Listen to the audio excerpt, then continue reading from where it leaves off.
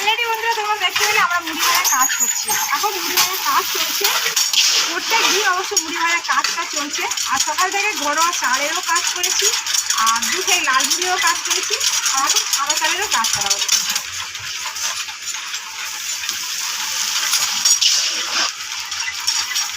আর অনেক দাদাভাইরা তোমরা কমেন্ট করছো যে তোমাদের ঠিকানাটা কোথায়।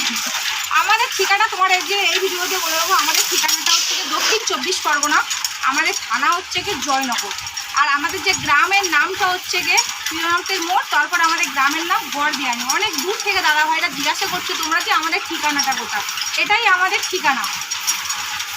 আর এখানটা আমাদের যত রকম মুড়ি ভাজা হচ্ছে গিয়ে যে কাজটা করে সেটা তোমাদেরকে দেখানো হয়।